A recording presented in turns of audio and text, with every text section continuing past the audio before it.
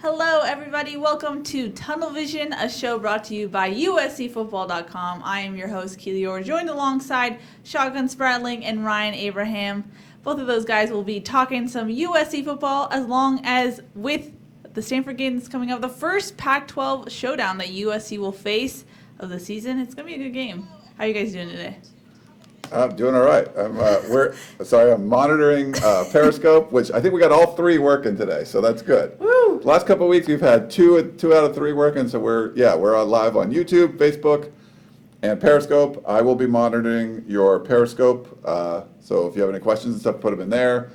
Keely's got the Facebook going. I think Shotgun's got the YouTube going, so we'll try to monitor everything you guys are doing. We have everything going, all three streams, which is good for us. We did it. That's good. Yeah. It's not always easy to get this Not stuff. always easy. And as you can see on the bottom over here, we're going to be talking about Shotgun's wonderful participation chart that he does every game. He charted every single play of the UNLV game, so he knows a lot of what happened against that game and what it will mean going forward for USC and their tendencies. We'll also talk about, obviously, what USC needs to do to stop Stanford, Bryce Love, and co. And then we're also going to talk about JT on the road. The true freshman's going on the road for the first time. That will be definitely a true test for him. And then, like Ryan said, we're going to answer your questions, so make sure you put those in on Facebook, YouTube, and Periscope. We'll be monitoring all of those. Whew, that was a mouthful. A lot to do. We're going to all do it in this hour. Let's start it off with this week in practice. It was another strong week of practice for USC, a little less physical than what we've seen. Dan Weber, our own Dan Weber, said that they didn't really need shoulder pads yesterday. He didn't like that very much. He didn't like that very much, but the physicality has been up and down. What did you guys think about practice this week so far? A lot more scout team work and stuff, and obviously when you're playing a team like Stanford, because Stanford is so unique from the teams they play, and the fact not only that they're the power running team, but they use a ton of packages. You'll see, 3 tight ends on one play, and all of a sudden it's 3 wide receivers on the next play. So they mix and match a lot. They go at a slower tempo, but that means they huddle and they bring subs in almost every play. So you have to match up with that. If you're watching the game and you're kind of seeing a wide shot, you'll see there'll be multiple USC players standing near the sideline. Like, am I going in? There'll be guys standing on the field, like beside Johnny Nansen or whoever is in charge for certain packages, and say, okay, jumbo, go. Based off what they see coming into the game and what Stanford takes out. So it's a much different type of opponent than UNLV. Much different than the read option, and a rushing attack still, but a much different kind of rushing attack, and one you don't really see in college football as much anymore. That power eye. You'll see jumbo packages, 3 tight ends. Multiples of different things. You'll see extra linemen come in. A lot of different things that you don't necessarily see with a lot of other teams in the Pac-12, especially. Yeah, I think you do see these unique packages. Clancy Pendergast will do something different for Stanford than he does for other teams. You don't see that a lot. If you read Shotgun's story, a lot of base defense, a lot of nickel defense, you're going to see some different stuff where there's more defensive linemen coming in. You'll continue that trend right now of rotating more players in, and usually you get a little bit more of that in the Stanford game. So it should be interesting to see. The key is going to be obviously limiting big plays. San Diego State was able to shut down Bryce Love. I think they sold out a lot of plays to try to stop the run, and I think they did some different stunts and stuff trying to give them different looks up front. But they gave up a lot of big plays in the passing game. So Iman Marshall, Greg Johnson, trying to stay with some of the big wide receivers like J.J. Arcega-Whiteside is going to be key for USC. But yeah, Dan wasn't super happy with how they prepared. We don't get to watch the practice today. We'll see. I know going into the Stanford game, you'd kind of think be more physical, and for Wednesday to be kind of less physical, I think that's why Dan was put off a little bit by it.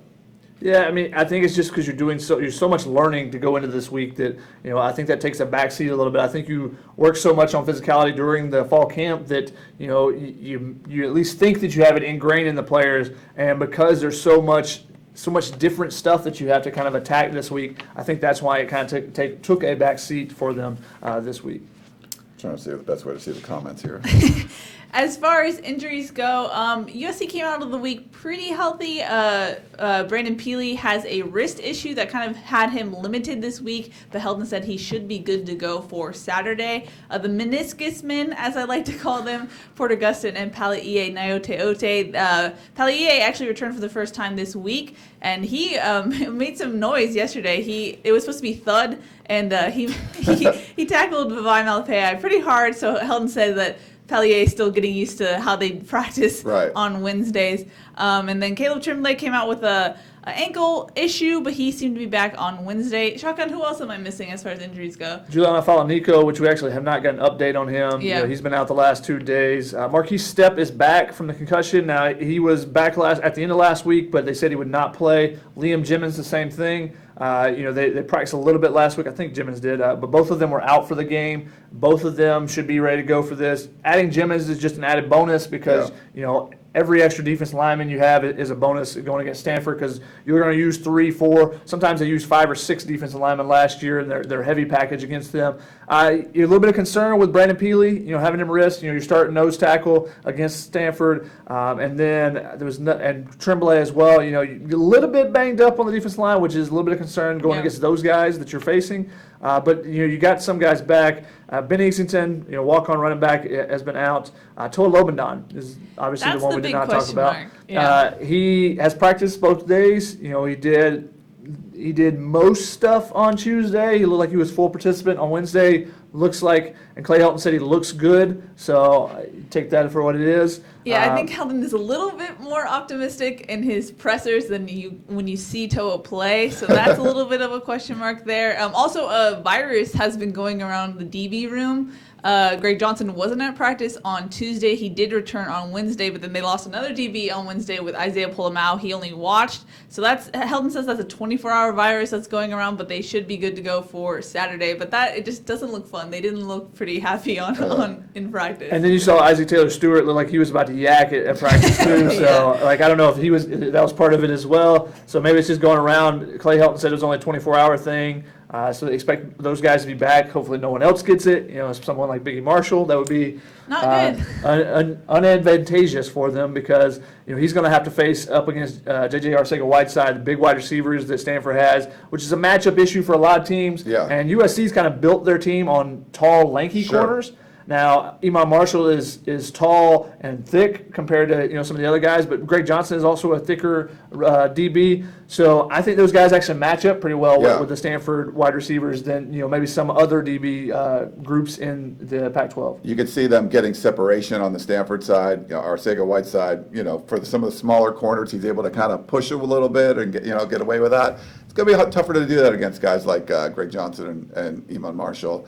And then also on the center situation, USC fans, it's not gone well when you've put a backup center in against Stanford in the past, right? So there was some bad. If you go back and Google that, there's been some unpleasant moments. But I thought Brett Nealon played really well against UNLV. I don't know if you saw how he graded out or anything, but there weren't any errant snaps or anything that you could see that really disrupted the play. So I thought he did a nice job. I think either guy, you're going to be okay. So he's kind of proved himself to me a little bit that you're not going to need to worry about it too much. Yeah, for a first-time center, I thought he played pretty well.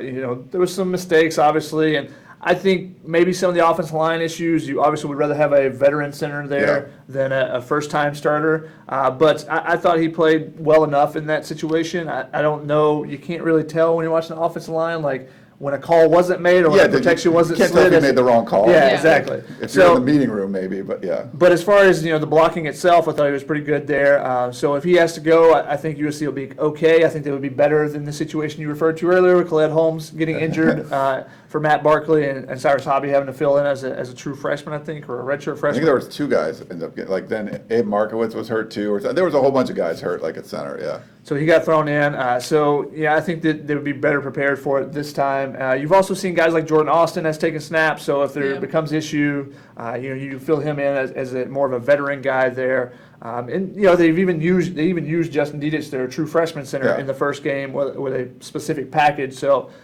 if you need to, if you need to make a switch, it's still a possibility. You could throw him in there too. I don't think he would fare as well as Nealon did last week. A couple more injuries we didn't talk about. Austin Jackson was not in yesterday, so we didn't really hear anything from Clay Helton. He played the most plays in the game. He did. Played the most because of special teams. He played all but 3 offensive snaps, and then he played a lot of special teams. He's on the kick block units, trying to swat down, being a tall guy, but also he's a personal protector on the punt team as well. Josh Follow, no update on him, nothing new. He's still out. He did rehab more. He looked a little bit better in his rehabbing, running, and making some cuts. So that's at least a positive sign as far as tight ends making a recovery. Yeah, because actually Daniel Morbebe gone the other way. He has not practiced at all this week after being just kind of limited for most of fall camp. And last week he's not practiced at all. Austin Appleby still has not practiced. He put on the pads to begin with on Tuesday, but he didn't do anything yesterday. So the tight end position is still banged up, and you're going to have less play, so I don't think it'll be much of an issue in this one, but you would love to have those guys back, obviously, because those 2 guys, Follow and Amor Bebe, create a different type of look for USC's offense because they're more pass catching, they're more of a dangerous threat over the middle, can get open on their own a little bit more. So you would love to have those guys back, but it doesn't look like it's going to be this week. Yep. It'd be interesting to watch. Oh crap, we forgot to talk about this. We had Matt wrote in to me and said, apparently one of the words I use a lot is interesting, which I just said and caught myself. So I told Matt I would try not to do it for the live show, but I forgot for the beginning, so I'll go from now on. I'll try not to say. Do I need a buzzer to stop? Yeah, get a little buzz. But watching this Stanford team over the years, you see that they pretty much play straight up. There's not going to be a lot of trickery of their stuff. They're going to come after you, and when USC's done well, they've played well straight against whatever. There wasn't going to be crazy movement and stunts and stuff on the defensive line. So it might help, Brett Nealon coming in there where maybe it's not going to be as crazy and doing different kind of things. We'll see when you watch this one, but that's typically the way Stanford plays USC. They kind of play straight up, and Clay Helton likes to play that sort of style. He wants to be more of he's said that before famously or infamously, that he wants to be more like Stanford. He wants USC to be more like Stanford, and USC fans on the peristyle didn't really like that. Do USC fans on the peristyle usually like anything? They like some stuff, but they don't like that. They don't want to say, "Hey, we want to be like Stanford." They want to say they're trying to be like us. Yeah. So you're looking at that. You talked about how they usually come straight at you type. Not a lot of kind of disguising a ton of stuff. That is exactly what I would do this game. True freshman quarterback. Much different defense. I would do some things to try to bait him into throws and do things like that. So if it's an ego thing with David Shaw, which can quite possibly be, because he usually is pretty stubborn in his ways. He's very stubborn as a coach. He's a brilliant coach, but there's some things he's very, very stubborn about. Quarterback choices is usually one of those. But if he doesn't choose to do that, that plays to USC's advantage. And that is actually might be the case because he's pretty stubborn. He just prefers to do things his way. The saying is always, it's not about them, it's about us. People like to say that, and it's to an extent that's true. If we play our game, we'll win, that type of thing. But if you play your game and you destroy what they can do well, then you obviously are going to win. So yes, it's always about the opponent. It's not just about, we line up, we're that much better than everybody. You don't have the 85 Bears out there. Come on. No, and there's a revenge factor too. USC beat Stanford twice last year, and I had R.J. Abadia, who runs the Bootleg, who's the 24/7 Stanford site. He said, David Shaw wasn't saying anything about revenge. But the players that you talk to, that's definitely on their minds. They didn't like losing to USC twice last year. So, and USC probably played their most complete game in the the second game of the season when they played Stanford. Similar situation where you didn't look that great in the opener. We'll see if USC can do the same thing. But don't forget that Stanford's got a little bad taste in their mouths with the results from 2 games last year. And particularly the defensive side, that Stanford defense, they gave up 1,100 yards in those 2 games. 1,100, that's a lot of yards, especially for a team that prides itself on, be ground and pound, win the low-scoring games if you need to give up that many yards because it's less plays too. USC's not doing it in 90 plays, they're doing it in 65 or whatever it is. So the yardage per play was probably really high too. I didn't look at that number, but so I think that Stanford defense is going to be kind of upset about that, and they lost some key pieces. So Harrison Phillips, stud, gone. He's gone. You lose Reed in the DBs. Yeah. I don't know if Holt is Is Holder back for them? I think he is. Yeah. Elijah Holder, who had a really nice interception last year on so, Sam yeah. Darnold. He was trying to throw the tight end in the corner, and he had tipped it to himself. It was really nice. So getting him back is key if he is with them this year. I haven't looked at their full roster, but they lose some key pieces there, particularly reading that DB core and Harrison Phillips in the front line. So can they replace those guys? This is their first test, obviously. Yeah. San Diego State. It was expected they would beat them. However, they didn't last year. But, last year they did. Plus, they also had a trip to Australia, which was kind of that was a rough run to open the season for them. So USC got them off a bye, but also after the only time they played was in Australia. So this is at home. It should be a really good test. Stanford's favored by 3.5 to 5.5 or something like that. So. Good test, just don't call it the barometer game. It's not going to decide how the season goes. That's the hill I always die on. This game does not decide anything. It doesn't tell you anything about either team. It never does. Either way. It tells you a little bit. A little bit, but people take it out of proportion. All the new guys that are on the beat, that was all the questions yesterday. So how does this determine, how does this play into, the rest? It's like, you haven't watched the last 5 seasons, have you? Because the first game when these two teams play, you're like, oh, wow, USC is going to be a power rushing team last year. Last year was like the best offensive line in the country, and then it was like, no, not quite so much. Against that game, yes. You look a couple years ago, you're like, oh, they're going to be awful this year. No, turn it around, put Sam Darnold in. I think it was last year. I don't remember which network it was on, but I think it was ESPN last year. But they were like, Chris Brown was going to be like the next, monster game. He did have a monster game, but they were just gushing over the offensive line. And I think the fans were like, oh, this is a great offensive line. And then you saw some really bad performances after that. So that's true. One bit of news before we dive into your questions. I've already seen a lot of questions about this. Heldon said there's no update on Bubba Bolden. They haven't updated that situation. I don't think we're going to hear anything soon from Heldon about that. And as far as Achille Ross goes, Heldon said that he's still not on the active roster. So no update as far as that situation goes. Yeah. No status change. A little bit of an update, though. Bubba was still in classes. He was still in the locker room, per his social media. Instagram still his story, yeah. So he's still around. It's not like he's been carted off to the dungeons in Kathmandu or anything. Still around. Sure. That was a big worry of Shotguns that he was going to go to the dungeons of Kathmandu. The Achille Ross thing, I thought you might see if they were going to bring him back in the fold. If he wanted to come back in the fold, then I think he would have been at practice this week. The fact that he's not at practice this week and Bubba Bolden is still not there, I think this was, if he wanted to, unless maybe he comes to some realization a little bit later on or anything like that, the fact that he didn't come back this week just tells me he's probably not going to be coming back either. That would be my guess, but stranger things have happened. Nobody ended up in the dungeon like in Batman, And then how does Batman get back so quickly to New York City? I never understood that part. But that was a really dark movie. That one. That was a pretty dark one. I didn't see that one. Okay, let's go to a question from Foxy Fox, who Foxy. says, "How much do you feel was held back playbook-wise from Stanford during the UNLV game?" Enough. They're not going to put everything out there, but they put some different wrinkles in there. They did the pop pass. They did the jet sweep to make them, focus on those things. Know that they have to cover those. You'll see those again. The jet sweep's not going to work this week like it did last week. It'll probably go for 2 yards and be tackled. You're going to see it again for the rest of the game. I don't know why they try so hard to run that jet sweep. They love to do that, yeah. You might see some more complex, screen. I think they do a pretty good job in the screen game. We saw a couple, and I think Cedric Ware turned a negative play into a nice first down. Maybe you'll see a little bit more complexity there. We'll see. I think you're going to see just more chemistry between Tyler Vaughns, Michael Pittman, and JT Daniels. I think you'll see that a little bit more. And defensively, we talked about, it's a different scheme. They just play differently. They bring in different packages against Stanford. So, maybe holding back a little bit, but maybe is a little bit more against Texas. Maybe you see some more different stuff. The USC Stanford game just kind of has its own unique style anyway. Tarek says, "Would you trust Talanoa Hufanga to start against Stanford?"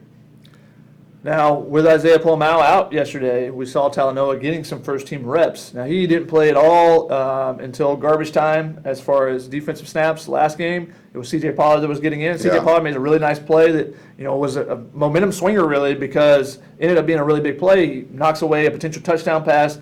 UNLV misses the field goal. USC goes down and scores, so it turns out to be a big play. Yeah. So when he was in there, he was fine. But yesterday it was Talanoa actually getting those first-team reps. So maybe you see him. I think Isaiah Polamau, they're confident he'll be back. I don't think that they're worried about the lingering effects of that. And Isaiah Polamau played pretty well. Yeah.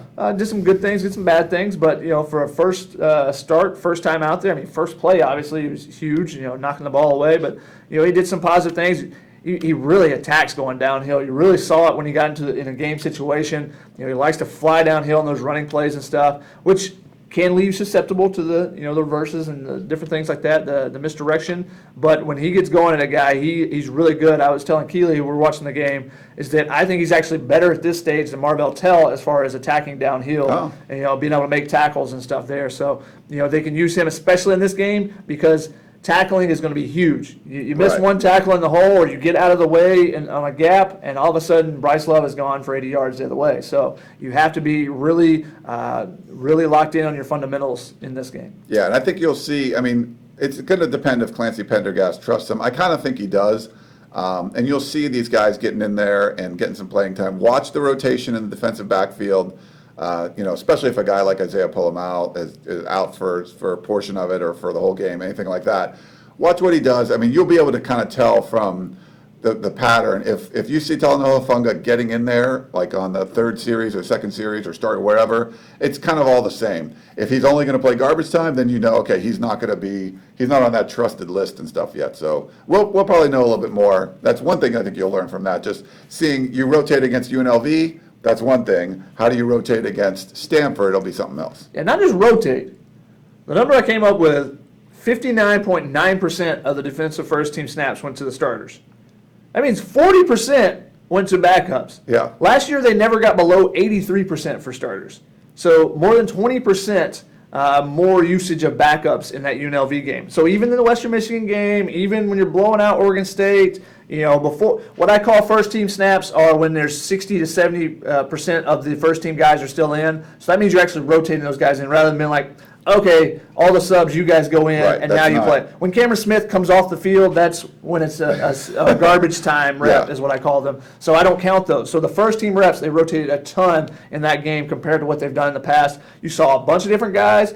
I thought Isaiah Polamau rotated a little bit more than he did. He played a lot. Marvell Tell didn't really leave the game except for when he had some cramps. Cameron Smith obviously did not leave the game. But other positions, you saw Levi Jones more. Yep. You saw Kanai Munga. You saw Hunter Echols on the edge. You saw them using different packages with Christian Rector coming in on third downs, Caleb Tremblay coming in on third downs. You saw them rotating with the cornerbacks, Isaiah Langley against Greg Johnson. You even saw Elijah Griffin coming in and getting a couple of snaps for Iman Marshall, and in the fourth quarter he just took over all those snaps. Iman Marshall didn't even play in the fourth quarter as far as on defense. So a lot of guys rotated the defensive tackles, your nose tackle and your defensive end, defensive tackle. Malik Dorton and Jake Tufele. Tufele played more.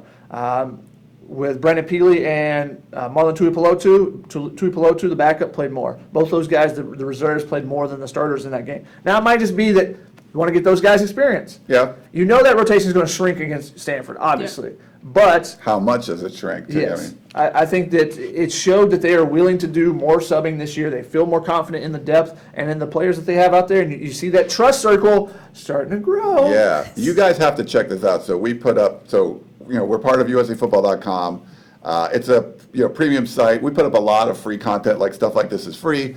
But for our subscribers or the VIP members, we put a lot of in-depth analysis and content. And some of the stuff Shotgun's been putting up it's amazeballs. It's awesome. Like the 10 things that you watch the game, you think you know what happened. Read the 10 things that you missed and didn't know about the game. Some really interesting stuff. The rotation stuff, the numbers. I mean, he's plotting everything, charting everything. So there's a lot of great data in there that he's sharing. So $10 a month, totally cheap. That's the commercial, but totally worth it. You'll love it. And he toils over it. I had my first session of Shotgun film study on Sunday. To give you an idea, we started watching the game at 9 p.m. We didn't get to halftime until 2 a.m.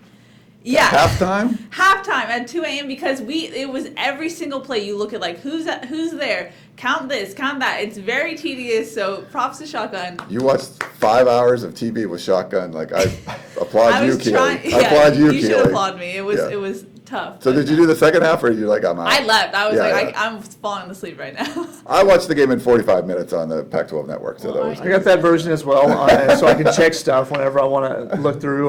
But with that, is part of the first game takes a little bit longer because you're getting all the rotations they had. They even rotated on special teams. You saw the kickoff coverage unit. There was 23 different guys used on that kickoff coverage unit. So that's one line plus a second line plus one or two other guys subbing in because the kicker's not changing. So they used a ton of guys. They rotated guys, and maybe that was all. Maybe part of that was just a trial. Now you're playing UNLV. You expect you're going to beat them. Now the game was close through the third quarter, and then they opened it up in the fourth quarter. First play, score 43 yards, touchdown. You open it up, score changes there. However, maybe that's a trial run. All right, we're going to give you guys a test, and especially now with the new redshirt rule. Hey, all these freshmen, this is your opportunity. Yeah. You go make a play now. Maybe you'll get an opportunity later in the next game. Maybe we won't actually redshirt you. You'll get more than the 4 games. You'll become part of the rotation. This is your chance in a real live game situation to show yourself. I'm curious if they do stuff like that. Like, okay, the redshirt guys you can play against UNLV. If we have an opportunity to play against Oregon State, like you figure out some opportunities to maybe a few games, specific games to play. We'll see. Yeah, I mean, it's tough to, and I'm really curious to see how coaches around the country use this redshirt rule, because do you use them in those games where it's going to be a blowout where they'll get several opportunities? Yeah. Or do you have like a power back that okay, we need him in this game because we think their front line's a little bit. If we get to the goal line, we got to have this guy in this particular. How do you use each individual player? Or do you just save guys and maybe they play in 3 games, but you save them for 1 in case of emergency? It's going to be interesting to see how they do it. Oh, there's so much. And anytime there's a rule change, that's the first thing coaches are coming at. All right, how are we going to do this? How are we going to exploit this? It's not how are we going to use this. How are we going to exploit this? Bill Belichick, every rule that changes, he goes through it and he's going, what can I change here? What can I do to break this rule without breaking the rules? Should I read a Periscope one? Sure. We only got through one Facebook question. We answered a long on this I'm one. sorry about this, but we got some Periscope things, so I want to give them some love since it didn't work last time. P. Luke, do you think Biggie Marshall should follow around JJ around the field? JJ Arcega-Whiteside, the big Stanford receiver. I would. That's the way I would do it. Now, how comfortable is Iman Marshall playing left and right corner? He's been pretty much on the left corner, I think it is, for most of his career. So how comfortable is he moving around? Now, last year, I think the Colorado game, there was one game where Jack Jones actually shadowed a receiver. So that meant that Iman Marshall had to flip on occasion. So he's played some on the other side. How comfortable does he feel? I didn't get a chance to talk to Clancy or to Ronnie Bradford. I don't know if you guys heard if they said anything about potentially doing that. That's a question I would have asked. I don't remember. I caught the end of Ronnie Bradford's scrum. My guess is it's probably not going to happen that way, but we'll see. I mean, I kind of think he'll stick to his side. They've done it in the past where they've shadowed guys in particular, so we'll see if they do the same thing in this game. Cool. Thanks for I the would question. do that. Yeah. We have a question from Matthew, Big on big. Hi, Matthew. who says, what weaknesses do you see in Stanford's defense, and do you think USC's offense can capitalize on it? Interesting. They struggled a little bit early on, but then I think kind of came together. Definitely, we talked about losing some pieces last year. There's some inexperience there. I think that the one thing is they're not going to be as deep as some of the other teams. And I think when USC goes and only plays 65 plays, I think you could run an up-tempo kind of thing and start to wear the defense down a little bit. I think we've seen some really good Stanford fronts, front sevens over, the last few years, but they're not always very deep. If a Harrison Phillips or someone has to come out. So if you want to not play the slobber knocker kind of game and you want to play more up-tempo and let JT Daniels throw the ball 45 times, I think that's one thing you could do to exploit the Stanford defense. USC ran for 307 yards in the first game last year when they matched up. Balance. They ran for 176 yards in the second game. I think you run it at them, especially without Harrison Phillips, make those younger defensive linemen, prove themselves. Yeah. They do. They also force a lot of turnovers, so certainly taking care of the ball. I think they led the nation in turnover margin last year, I think 26 turnovers they had. So that's something big. We'll see what they're able to do this year, but that's something to watch too. We have an interesting question from Gerald, who says, at what point do players get irritated answering questions about JT, or do you think they mind? Seems like reporters don't ask players about themselves, but of JT. I'm always conscious of that, trying to, when you're, but if you're doing a specific story, I try not to talk about it every day, but hey, it's a JT Daniels. We're going to talk about that, and I might get some opinions from people. But I always try to make sure I'm asking questions about them first, too. It's not just with JT Daniels, it's with anybody. Like, if you're talking about defensive back and there's, you want to talk about defensive back rotation, I try to talk to him about his game and stuff first and then kind of switch to that. So I haven't seen anyone kind of really get tired of it. It's a big storyline. You got a 18-year-old kid starting for USC. Unless the star player is a butthole to everyone on the team, use mild terms, players don't mind. Yeah. If a player's playing well, they don't mind. Now, does a player want to answer questions about, something like a Bryce Dixon situation or what's going on with Bubba Bolden? If that question was being asked every single day, if someone's away from the team or, that question, like, that gets old really quickly. Yeah. But if a guy's playing well and he's starring, you don't mind talking about him. No. Now, unless you're the backup to whatever position that is, you're like, he's good, Hey, Jack's here. Or if a running back fumbled 3 times and you're like, let's talk about your quarterback. He's not really in that kind of a mindset. Yeah. So Yeah. try to do it in just the way you approach it. Try to do it in a good way. Yeah, common sense. Brandon says, what are the chances of seeing Pali'e Naoteote in Saturday's game? It seems possible. Clancy, they didn't do as much rotation on the linebackers. Like, you have guys kind of staying in more. Clancy wasn't sure if Naoteote was cleared for games when we talked to him yesterday, so that is in question. But the fact that he took Cam Smith's reps for the first and second team yesterday, just getting more practice is a good sign, encouraging. But like, Cam doesn't come off the field, like Shotgun said, so it would have to be scrub time potentially. I mean, special packages, and you've seen them move some linebackers around. Jordan Isefa, obviously, with his versatility, when they use more bodies up front, Jordan Isefa might shift back and play different positions. So I don't know if there's going to be specific packages where they put 6 linebackers in versus 6 defensive linemen or something. So now, a couple years ago, I remember when John Houston got his first playing time, as a redshirt freshman, I believe. They had a specific package, a heavy or jumbo package, where they brought in him, and I think it was Matt Lopes at the time. So they brought in 2 extra bodies, and both of those guys were playing at the linebacker spot. So I think it was more like a true 4-4 defense in that regard. So if they do that, then maybe you'll see somebody like Pali'e get in there. But I think it just depends on what kind of packages they use to face Stanford, because last year that wasn't the case. They were using more packages with extra defensive linemen rather than extra linebackers or safeties. He's a big dude, though, so that could be an interesting thing. It might be a wrinkle that Clancy throws in there. Brandon also wants to know, do you think that USC will have a specific player following Bryce Love, and if they do, who would that be? I don't think you're like spying Bryce Love. I mean, you can watch what San Diego State did last week, but I think USC is going to do what they do, and they're going to get after it. They're going to try to get KJ Costello off his spot. There'll be some run blitz. I mean, they're going to do some things. I don't think there's going to be a specific spy on Bryce Love. And if Bryce Love breaks 2 big runs, I think USC's in trouble. If they can limit him to just 1 big run, they'll probably be okay. It's got a 30-yard plus run. Every game. Did he get one last week? He only ran for 28 yards. No, I don't think he had one last week. So he wasn't the same. We'll see. I mean, he's obviously an amazing player. He had some big numbers against USC in the wins. But I think if you limit the kind of explosive plays and stuff, and obviously USC's got to move the ball and score points too.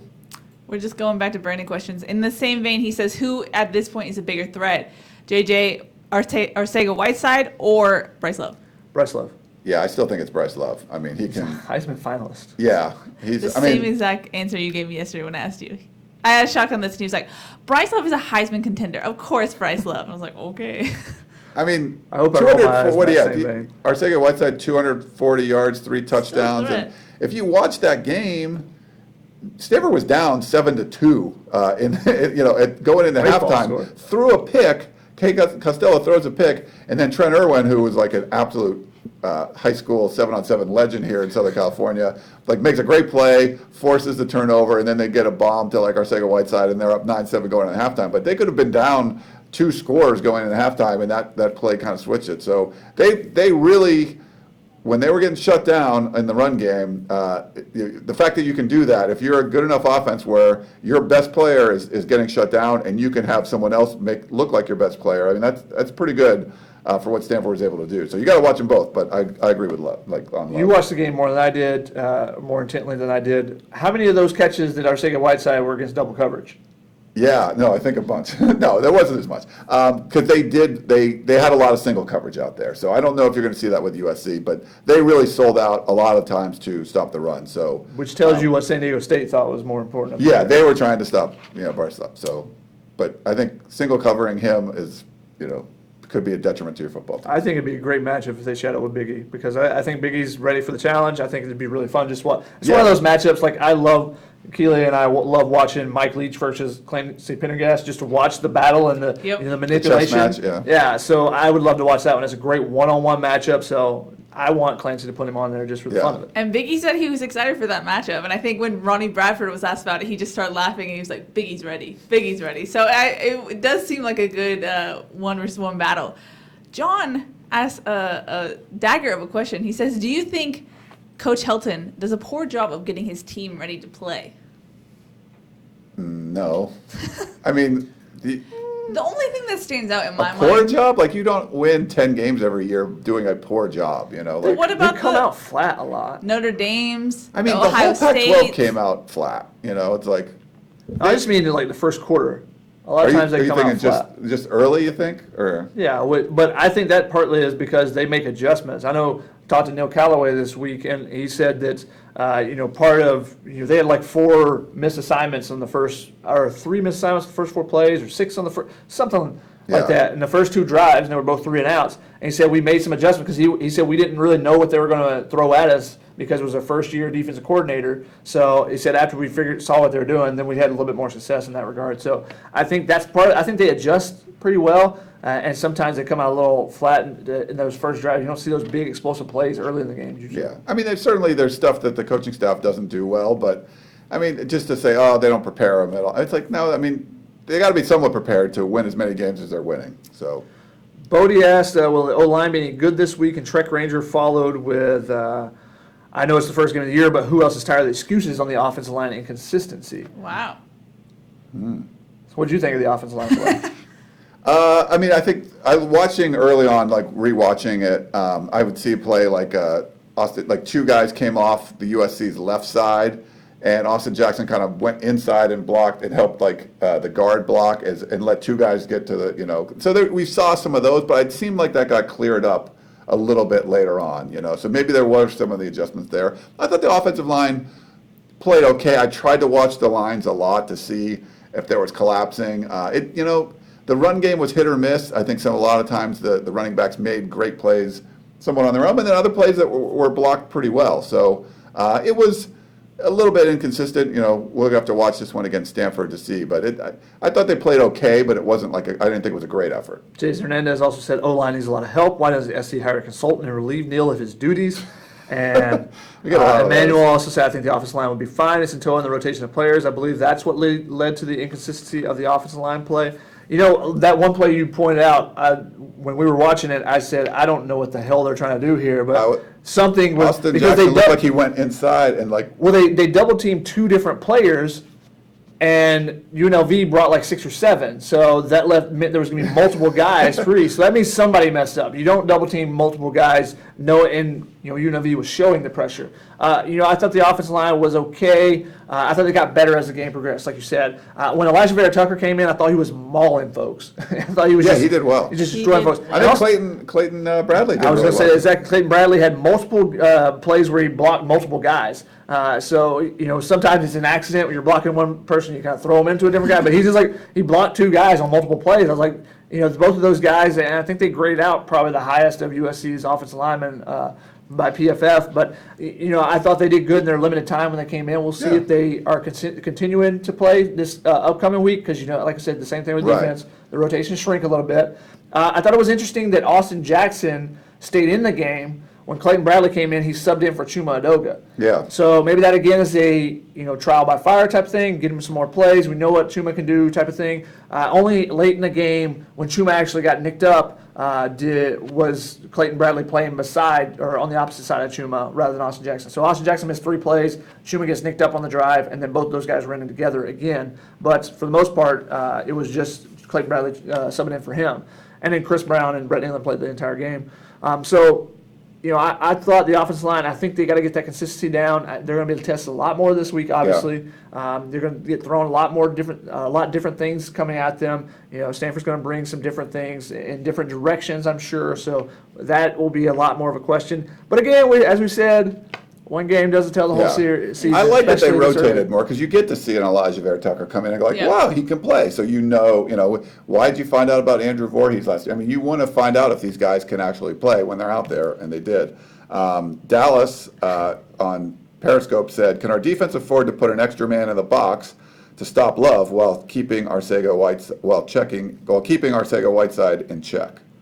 If you go with your traditional base defense, I think you can keep a guy like Isaiah Pulamau in there as long as Marvell Tell. And it's going to be difficult, but I think you shade more of that side. The question becomes the tight ends down the middle and guarding them. So that's what Stanford does to present a lot of problems because a lot of matchup problems. They can literally put 6'4" to 6'8" guys across the field and spread you out and force to get a man-on-man coverage somewhere. So I think that's the thing. And KJ Costello throws a really good deep ball, puts it up there, gives the guys a chance a lot of times. I don't think there's a lot of those plays where, Stanford's running by players on the outside, and you're just like, oh, wow, he beat that guy deep. It's more they go up and make plays. And I think Clay mentioned how good they are at the jump balls and stuff. Yeah. And, they really, I don't know if they really work on that skill set. You can't really watch Stanford practice up there. I think they have very limited access. They do, yes. But, that's something they must, they must just play basketball. They might just put a basketball goal on the side. You just go play a rebound. We're just going to do rebounding drills right now. And I think a lot of the strategy is going to be for Clancy Pendergast, something he loves to do. He wants to get KJ Costello off his spot. He wants to put pressure on him, wants to make him throw under duress or put him on his butt. And I think that's something, USC had 5 sacks against UNLV. The question is going to be, can you get pressure on him? Can you force some sacks? Can you force negative plays without giving up an extraordinary amount of huge plays? So that's sometimes when you don't get there and then you go a big play, that's been like kind of the USC defense Achilles heel. So being able to get some pressure, force those negative plays without giving up big ones over the top all the time, you're going to get some, but just not to the level where it's negating the fact that you're forcing those negative plays. Jared says, with all the wide receivers that USC has, why do they not run more 4-5 wide sets? Because they also like their running backs. Yeah. It's funny that people always ask, like, why don't they do this? Why? There's an offensive philosophy. So that doesn't really change all that much. They'll do some things, read shotgun stuff. He'll tell you about the different formations and stuff. They had some success doing 2 running backs a bunch of times, but it's not going to be a huge part of it. Why don't they go under center more? Yeah, they had success running under center, but it's going to be a couple plays a game. It's not part of the philosophy. It's like a wrinkle as part of it. So when people always ask, why aren't they changing that's the way they are. Like, why do you, if you wear a tie to work every day and someone asks you, why aren't you wearing, board shorts? It's like, well, because I wear a tie to work every day. You might wear board shorts on the casual Friday once, but it's not going to be part of who you are. So that's part of who they are. This is their offense. This is what they do. They're not going to change it because of tradition or because they think it should do that. So that's my rant on it. Obviously, they like having a running back in. The difference is no tie, by the way. Tight end. There's no game today. Okay. Only on game days.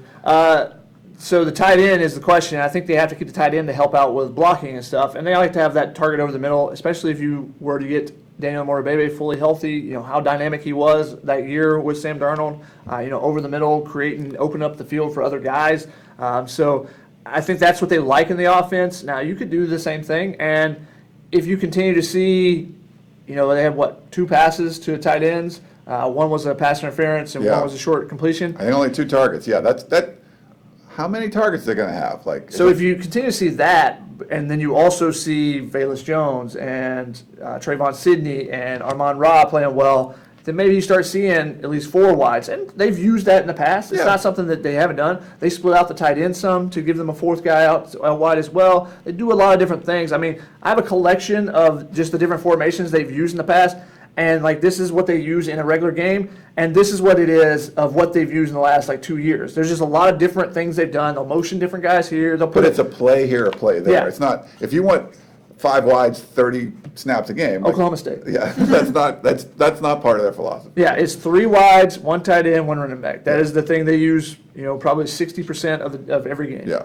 Aaron brings up something that Shotgun and I debated a lot, but was a little Family bit settled on the rewatch. She says it didn't feel like a lot of catches were completed. Do you think that's more JT's fault or the wide receiver's fault? It's both. Yeah. Michael To me- Pittman should have caught the ball in the end zone. Tyler Vaughn had 2 where he could have caught, but JT also threw behind Tyler Vaughn's a couple of times. I think they were just a little off. I mean, that's what we said, a little off. Yeah. And- Watching live, it seemed like that. It just seemed like they weren't on the same page. And I know some people were like, it's JT, and some people were like, oh, it's Vaughn's or Pittman. It just seemed to be both. It just seemed to be not quite in sync where JT and Amon-Ra St. Brown kind of knew where they were going to be. So, yeah, we'll see if that changes. I think it will, but it just seemed like they were not on the same page. And part of it was the offensive line and the blocking, because when they were in 3rd and long situations, UNLV a lot of times sent 7 guys. So that means you're man-on-man across the board. They're basically selling out to pressure the quarterback.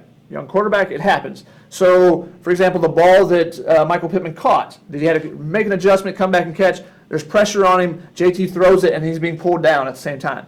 If there's no pressure at all, then he gets that pass off. Now, sometimes you have to give up. If you've got 7 guys coming at you, you throw the ball up there because your guys have beaten someone, and you live with a 40-yard gain or a 30-yard gain rather than getting a touchdown, because you can't be perfect because you got to get the ball off. Now, the Tyler Vaughn's back shoulder, the very first one that was, he couldn't catch on the sideline on the, towards the peristyle.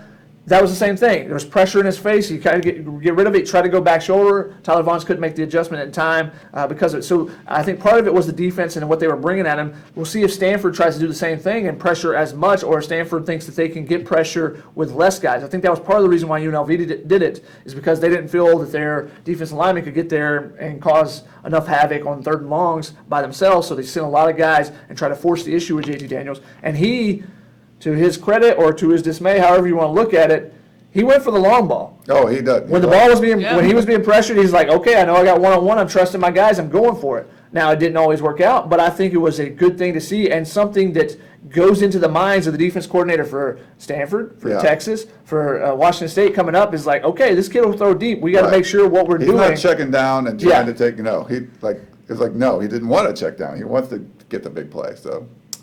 A question from our buddy Tester Troy, who says, can we get any comments on the punting game? Ryan, I think this one's for you. Oh, man. So, yeah, there's a lot of, so Dan wasn't as harsh on the special teams. I was a little bit more. Shotgun pointed out on his rewatch that there was a PAT where they only had 10 men on the field. Someone asked me, like. I pointed out in real time. You did it real time. And then someone asked me, like, well, why didn't they call it? I'm like, well, that's not illegal. It's just not, it's just not smart. But there was definitely issues and I like Reed Budrovich as a punter. I'm not exactly sure what was going on there. I don't know if anyone got to talk to him. I didn't get to talk to him or anything. No, but Chris Toby got more reps than we've seen this week. So interesting. Yeah. So,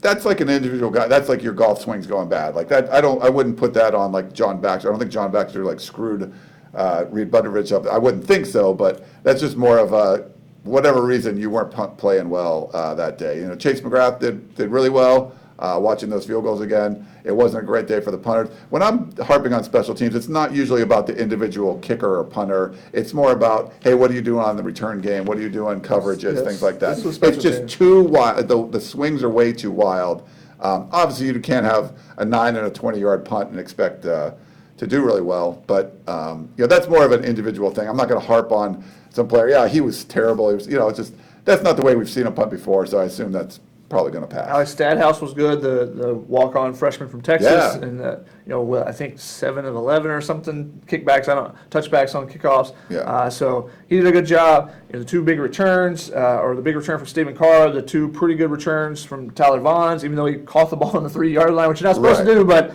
when they kick the low line, wouldn't go for it. So and if you can make 3 guys miss, which is what he did. And Velus Jones returned one, he was 5 yards deep, which he shouldn't have returned. And so that's when, okay, but if he broke a big one, you're like, that's cool. But not only did he return it and not get out past the 25, but they also had a legal block of the back penalty. So you're starting on your own 10-yard line. And some people are like, oh, that doesn't matter. Like, well, they ended up getting a field goal on that drive. They had a nice drive. If they started at the 25 instead of the 10, I mean, who knows what's going to happen. So that's the kind of stuff I like to harp on. Bad punts and multiple penalties and 10 men on the field. There's enough bad things that. So those are the negative. Yeah. We talked about the positives. Yeah. So it's again with special teams is this. Yeah. When Ryan wants the flat line. I want to see it just like this with some cool Flat blips. line, Yeah. dead. Yeah. The blip. You give up the fake punt, it's like, that's huge. I forgot about that one. That's probably the biggest one, right? Did they end up getting, there was a touchdown drive, I think, on that one. Yeah. It was Yeah. a touchdown. Yeah. So I mean, He that's came like back out and, you yeah. basically gave up 7 points on special teams there because of that. So. Gerald says, if you had to pick one, do you think Stanford's offense will be more successful running or passing against USC, or will it be more balanced? Ooh, that's a good question. Depends on what USC job. tries to do. Yeah. And if USC stacks the box, then I think they'll have a little bit more success throwing the ball. If USC stacks the box and they run the ball, that's when you're in big trouble. Right. Yeah. If that, because you're going to give up some big plays too. I do want to watch the cornerbacks. Have I said the buzzword? I don't know if I've said it. I think I've been pretty good. It's popped up a little bit in the comments. I haven't Did I caught say it it? yet. I'm not Oh. sure, but Hope I haven't you did said say it. amazeball, so that's a little Baseball departure. is not the buzzword. So Yeah, it's true. Matt, I'm trying anyway. Now what were we saying? Oh, so watch so Clancy Pendergast does allow his corners to be on an island. He'll put them out there. We've seen it before. If he has a plan that he wants to stop the run and put a bunch of guys in the box, and it's not working, and he'll keep going with that. So watch that, see what they're able to do on the outside with that rotation, how much Marvell Tell can help out. Isaiah Polomau, whoever's back there at safety. We saw those guys make some plays against UNLV. They're going to have some more opportunities against Stanford. So we'll see. It'll be fun to watch. Curious to see what happens. Nice switch up there. Gerald says, after week 1, which Pac-12 team do you think will be a trap game? I feel like Arizona State and Colorado looked dangerous. They both look dangerous more than you thought. I thought Arizona would be more of a trap game. Now, you could argue they're going to be more of a trap game now because they look like butt in their opener. So if Probably you're going not to struggle with Houston, too, with Ed Oliver up front. Yeah, so if you expect that, if they're bad and you still have to go on the road after your tough, 2 road games and Washington State, that could be a trap game because you still got Khalil Tate. They didn't really use him all that well. So I think we talked about this on the Sunday show a little bit. But Colorado looks a lot better. They got, I forget the sophomore receiver's name. He was an absolute stud. They talked about him. I saw him in the spring game. You're like, who's this kid? He looks really good. And I'm blanking on his name. But they have so you have Steven Montez and a pretty good receiving core. They look better. They've only finished 6th or 1st in the Pac-12. I'm not sure they're going to finish first, but I think they're going to be better than 6th this year. They look better. And Arizona State with Herm, they're good right now. N'Keal Harry could be the best wide receiver in the country. Manny Wilkins is probably a top 15, 20 quarterback in the country. Their offense is going to be good. Even they lost Balaj and Richard. Their run game could be even better. So that's a real team, even though I'm not a huge Herm fan. He's letting his coordinators to do what they need to do, and they're a dangerous team too. Do you think Manny Wilkins is a top 15 to 20 quarterback? Yeah, I'm just throwing stuff out there.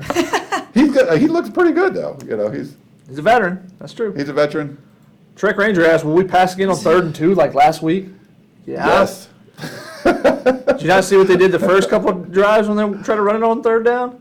Didn't work out well. Wow. We have a question from Terrell, who essentially says, other than Vaughns, who has been developed at USC? He personally feels that no one really gets developed at USC. They just come with that talent and it stays there. Well, let's see. Cedric Ware is pretty darn Yes. good this year, so there's some Uchenna improvement. Uchenna Nwosu was really good. Ronald Jones got better every year. There's position groups that get better. Right. The receivers as a group continue to get better every year, I think. Michael Pittman is better than he was 2 years ago. Deontay Burnett continued to improve. Now, each individual only improves as much as the work they put in. Right.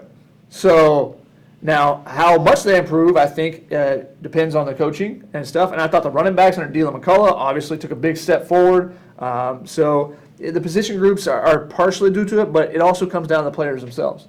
I think, yeah, you're right. And I think there's certain positions where you're seeing, there haven't been a lot of defensive linemen being drafted in the first round. There haven't been a lot of offensive linemen. So if you want to look at places, I think there's been some individual growth, but we haven't seen a guy come in and just develop and become like the next Tyron Smith or, who's Leonard Williams? Like, who's been out there? Is it Rasheem Green? The potential there. He came in as a 5-star and was a stud. But you want to see that. We've seen it in some positions and maybe not as much in others. But it's not like across the board guys aren't developing. There's been plenty of guys that have developed, but I get your concern. There's been some that have struggled too. Defensive line, I think, I've said it before, I think KU is a coaching star. I think all those guys are improving vastly from where they were. Yeah, it's a different looking group now. Yeah. Every year, they're so much better than the previous year. You could see some Cedric Ellis's come out, some Kenichi Udeze kind of guys where they came in and were like this ball of clay and got molded into really good defensive linemen. I mean, just the action. I know Jay Tufele, When we saw him in the Army All-American Bowl, I said that was the best guy on that defensive line, best of the group. And Marlon Tuipulotu comes in, he was playing immediately.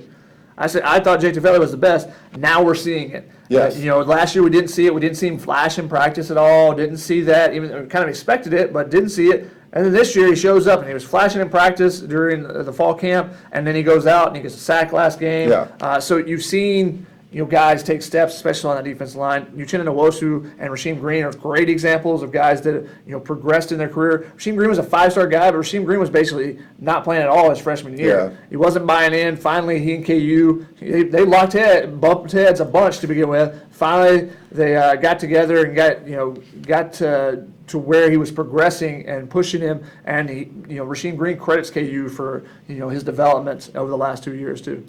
We had Chris Edwards on Periscope. Swapping in and out for fresh legs was new this year.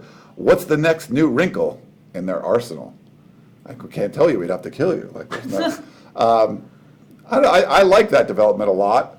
We'll see. I mean, I think Clay Helton showed as a new head coach, fairly new, his ability to learn. I think the Ohio State game, opened his eyes a little bit towards that, and I think Clancy Pendergast maybe was more reluctant to rotate.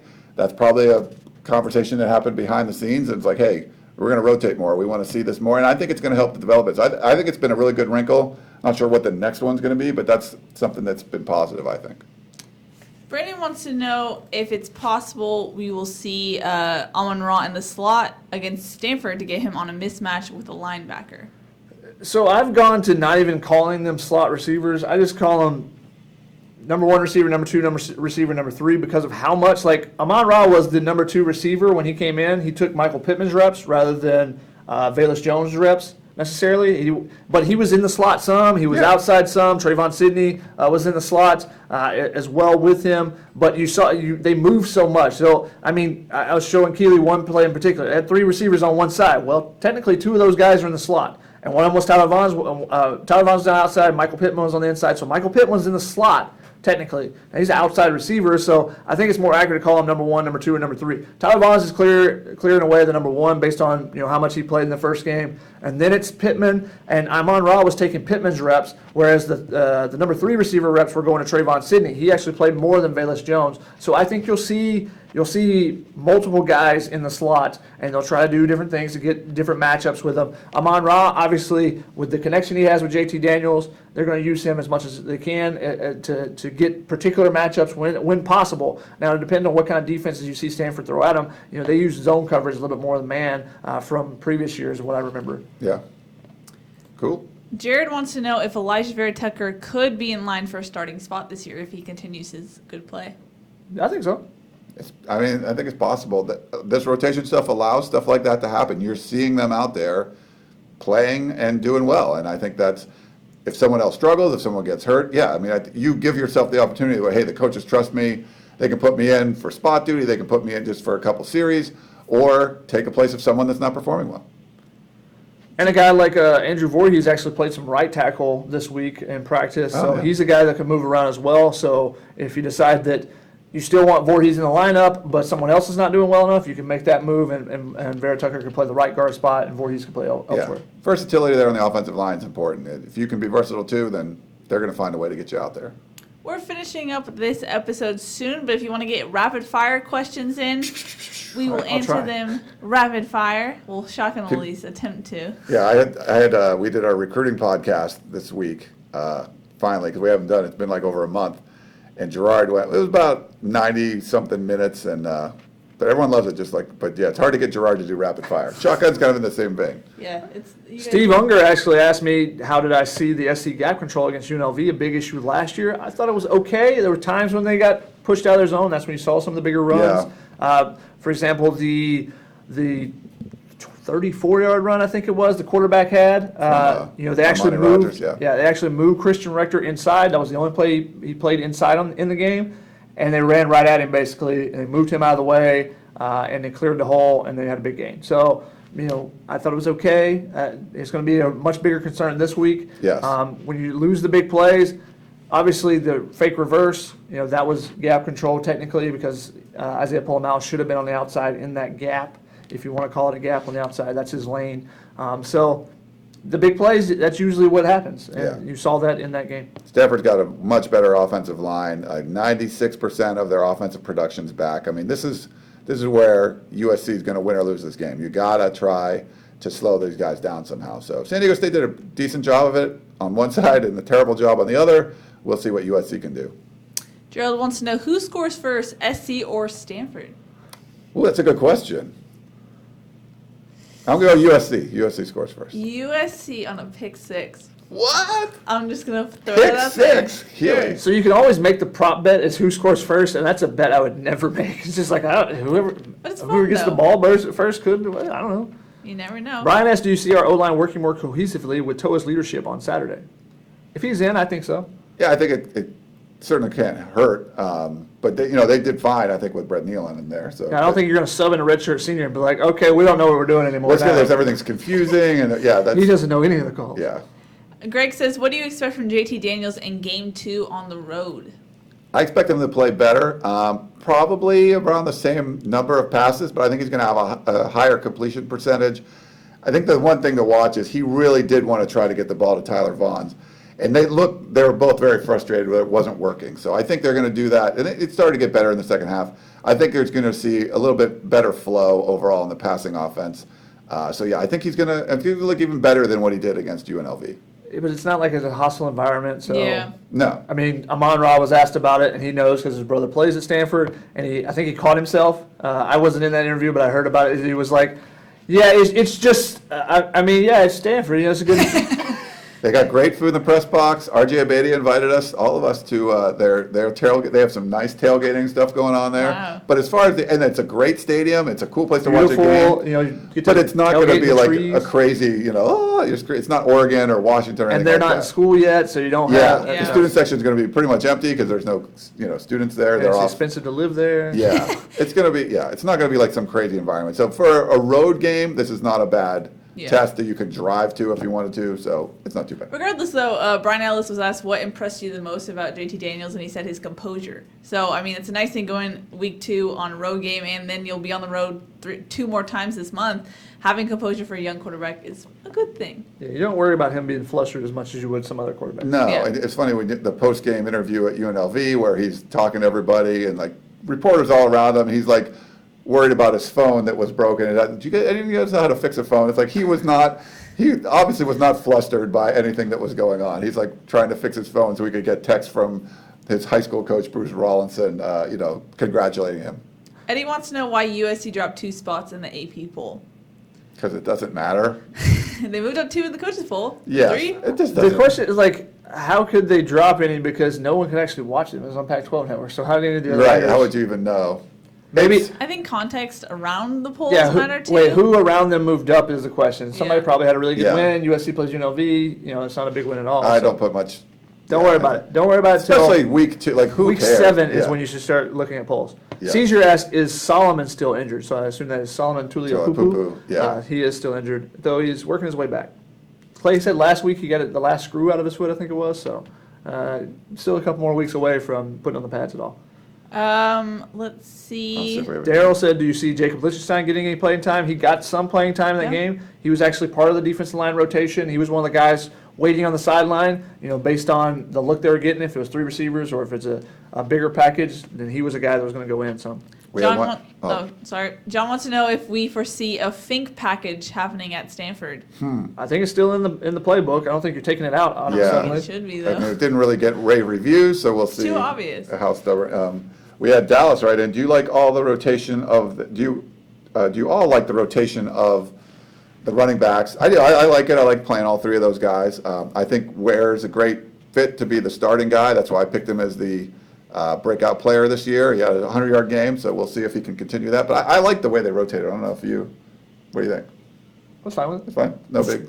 They all get to play. I think they're all capable, and like Shotgun always says, those guys get hurt all the time. So you want them all to be ready. So like if Vavai had to start, like feel pretty good about it. If obviously Stephen Carr can do it. You know, Cedric Ware can do it. So I asked Seth about it. Basically, I asked him about the rotation. He said, you know, we were all fresh at the end of the game. I asked, well, were you in a rhythm? Could you get in a rhythm? He said, you know, and you look at, if I looked at my play chart, you can see that guys stayed in for 3 or 4 plays in a row, and then they were subbed out. So it wasn't like one play. Yeah. So they felt like they were still able to, you know, if they got some run. And Tim Drebno is going to go, or whoever is making that sub is going to go with a hot hand, said. So, you know, I think that's why he got a couple more carries in the second half. And, you know, he was breaking tackles. He looked like a beast out there. I thought he was one of the most impressive players in that game. Him and Elijah Vera Tucker, just, you know, the things that I saw on tape when rewatching the film, I thought those guys were really good. And look at the couple of catches he made, too, that were, like, tough. That they had to 3rd and 2, and I know it was brought up 3rd and 2, and you toss a little pass out to him. He breaks 2 tackles to get the first down. Yeah. That was a really it wasn't the play, it was him. You know, Nelson, wait, not Nelson. Shoot, I just lost my. Oh, Nelson says, do you expect USC to air it out or lean on the running game? They want to lean on the running game if they can run for 300 yards like they did last year. Yeah. Balance is the key. Balance. It'll probably be balanced. But, I mean, I think JT Daniels is going to make the most of his throwing opportunities. He'll probably still get 30, 35 throws, and I think a lot of them are going to be deep ones. So it'll probably end up being somewhat balanced unless, you know, the run game just isn't working or, you know, JT throws a couple of picks. That, you know, it won't be if they're kind of in trouble and they have to do something they don't want to do. But I think they would like to do both. Finally, we can end it on drum roll, please. Oh, Score man, I still have predictions. some. You still have some? So go Yeah. ahead, Okay. Shotgun. Get your questions in. Brody has been clamoring about this on the message boards on the P as well. Oh, yes. He wants Christian Rector to be used in 3rd down rush package. Besides 3rd down rush packages, he wants to be used as an H-back because he's a high Christian school Rector? tight end. He does block on, you know, the field goal block. He does block on, I think, the punt. I think he's still on punt return. He's worked on it before. He's been on the kickoff return. He's been used as a blocker before, so it's not a terrible idea. Yeah, they're thin at this position, too. Why not? I mean, But why would you not just use another offensive lineman, which they have a package where Justin Dedich is in there Yeah. as the H-back, so I think you would just use an I'd like to see him. I mean, I don't know if there's coaches that see something, but I was kind of surprised that he only was in those 3rd down specific situations. Like graded out the best of any player. he was for the very NFL. productive when he got his opportunity before he broke his hand last year. So we'll see how they change things up. It could be. I'm not gonna say it. Predictions, gentlemen. What are you thinking? All right. So last week I was correct and Shaka was incorrect. What? Flex on them. As far as USC was The not going to spread. cover the spread. If they wouldn't have scored that last touchdown, I would have been on the money. I would have been 1 point off. Oh, nice. He was very Because I mad on said the 42 to sideline. 14. I was like, they got to stop here, so my prediction will be right. Right. They But just stop and score. so They scored. I think this is one where USC is a underdog, which I like a lot of the situations when USC is an underdog. I think USC wins this one outright. I think it'll be kind of a closer game, similar to Pac-12 championship, more than the second game of the season. I do think Stanford's going to be able to score, but I think USC is going to score too. So I'm thinking more of a 35, like 31 sort of game. USC wins, yeah, like a bunch of points scored. USC wins. If you were going to give me Stanford and 3 or 4 points, I'd probably take Stanford. But I do think USC wins outright. And if you're going to give me points, I mean, I'm going to take that too. In the spread, what's the spread? 5? It was between like 3.5 and 5.5 or something. I think it's moved up, so more money's coming in on Stanford than USC. Interesting. I think it's like 28-23, Stanford. Whoa! Ooh. So I couldn't like in Stanford in this one. All right, we'll see. When's the last time USC won at Stanford? The J.R. Tavai game? Is that it? Yep. That's Is that was the one? Yeah. Yep. When they I don't know. when Scott Stanford was Felix, inside fresh star at when that point? Stanford was inside their own territory like 9 times and scored 14 points. That or was in the something. Coliseum, I think. That was the No. Coliseum. No. No. Was that at Stanford? That Yeah. was Oh, that was yeah. like a last minute fumble recovery by Scott Felix. Okay. When Stanford J.R. was like Tavai, yeah. in the red zone. And they moved the ball kind of at will in that game. Stanford Couldn't was score. inside plus territory like the entire like all but like one drive Yeah. and they scored like 14 points. Yeah, it's crazy. USC I don't know. I just, so. for whatever reason, I just have a little more confidence this week. What about you, Keely? What do you think? I think 21-17. I think it's gonna be Oh. lower scoring. Oh, okay. It's a coin toss for me. Someone asked me this yesterday, and I said when it gets this close and it's Stanford USC, I could go either way. But if I have to give a guess, I'm gonna say USC. Wow. All right. I think Stanford is basic enough. You know what they're doing. USC knows what they're doing at this point. If USC can just do their job, which is a big question mark, we still don't know at this point.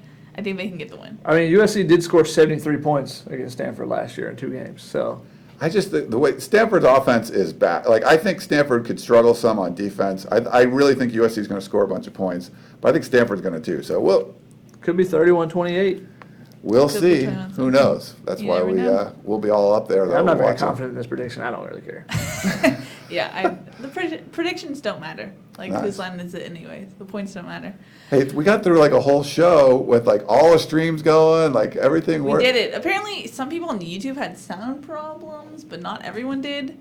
We'll go back and check that. I think it was Hopefully, just one person. We're Yeah. there's a good. couple people, but I That's think a we're you good. problem. That's not. We did it. I hope you guys like our new banner. Yeah, we logo. didn't even mention that. So we got Yeah. new logos coming. So we're gonna work on all this stuff. We'll get some We're more getting there. decorations. We're getting there. Change the coloring a little bit, but trying to make it a little cleaner looking show. Hope Also, you- don't forget we do the show on Sundays Yeah. now. Sunday 7 p.m. We'll all be back from the Bay Area, and Should be. we Shock should be has a back question mark. doing the show. Oh, yeah. I'll be driving in, guys. If It'll you're coming be in late hot, as usual. hope you enjoyed. If you missed it, we did a YouTube one only with Colin Coward. He was here, and it was a lot of fun. People seemed to really enjoy that one. So we'll try to get some guests in here too at some point. Once we get, we're trying to get everything settled. This seemed like it was pretty settled today. So yeah, we'll try to get some more guests and stuff too.